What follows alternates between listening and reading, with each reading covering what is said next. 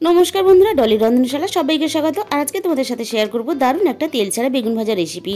ऊपरटा जतटा मुचमुचे भितरटा किन्तु ततटाई तुलार मतन नरम होबे এই বেগুন ভাজা। এখানে আমি একটা ফ্রেশ বেগুন নিয়ে নিয়েছি। এবার আমি বেগুনটাকে যেভাবে আমরা গোল গোল করে বেগুন ভাজার জন্য কাটি সেইভাবে আমি কিন্তু গোল গোল করে কেটে নেব।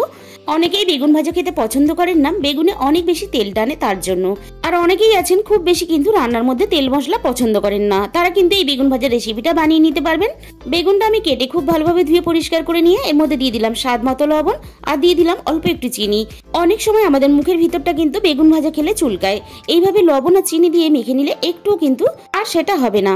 এবার দেখো আমি একটা প্লেটের মধ্যে নিয়ে নিয়েছি 1 চামচ পরিমাণ বেসন আর দিয়ে দিলাম 1 চামচের একটু কম চালের গুঁড়ি, দিয়ে দিলাম স্বাদ মতো লবণ আর দিয়ে দিলাম অল্প একটু ঝাল লঙ্কার গুঁড়ো আর দিয়ে দিলাম অল্প একটু হলুদ গুঁড়ো আর আমি এখানে দিয়ে দেব 1/2 চামচের মতন জিরে গুঁড়ো।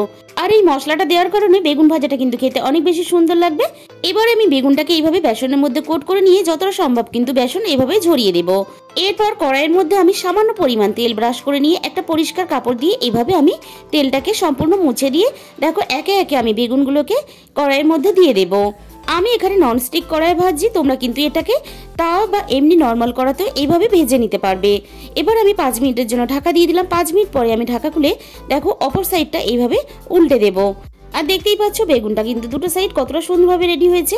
কিভাবে আমি 5 মিনিটের জন্য ঢাকা দিয়ে দিলাম। এবার ঢাকা খুলে দেখো আমি সামান্য একটু তেল ব্রাশ করে দেব। আর এইভাবে তেল ব্রাশ করাটা কিন্তু সম্পূর্ণ অপশনাল, তোমরা চাইলে করতেও পারো নাও করতে পারো। এবার একটা সাইড ভালোভাবে ভাজা হয়ে যাওয়ার পরে অপর সাইডটা কিন্তু একইভাবে আমি উল্টে দিয়ে আবারও আমি একইভাবে সামান্য একটু তেল ব্রাশ করে দেব। আবারও বলছি বন্ধুরা, এই তেল ব্রাশ করাটা কিন্তু সম্পূর্ণ অপশনাল। আবারও আমি একইভাবে ঢাকা দিয়ে 5 মিনিট পরে আমি ঢাকা খুলে চেক করে নেব। এইভাবে বেগুন ভাজার সময় গ্যাসের ফ্লেমটা কিন্তু বন্ধুরা অবশ্যই লোতে রাখতে হবে, না হলে কিন্তু পুড়ে যাবে। এখানে আমার বেগুন ভাজাটা সম্পূর্ণ রেডি হয়ে গেছে। এবারে আমি একটা প্লেটের মধ্যে বেগুন ভাজাগুলো তুলে নেব। আর তোমরা দেখেই বুঝতে পারছো বন্ধুরা কতটা সুন্দর হয়েছে বেগুন ভাজাটা আর কতটা দেখতে লোভনীয় হয়েছে। বাকি বেগুনগুলো কিন্তু আমি একইভাবে ভেজে নেব। বন্ধুরা আজকের এই রেসিপিটা ভালো লাগলে অবশ্যই ভিডিওতে একটা লাইক করো আর প্রচুর প্রচুর শেয়ার করো। আর আমার চ্যানেলটাকে সাবস্ক্রাইব করে পাশে থাকা বেল আইকনটা অল করে দিও, যাতে আমি কোনো নতুন ভিডিও আপলোড করলে সবার আগে তোমার কাছে পৌঁছায়। তাহলে আজকে এই পর্যন্ত, দেখা হবে অন্য কোনো রেসিপির সাথে।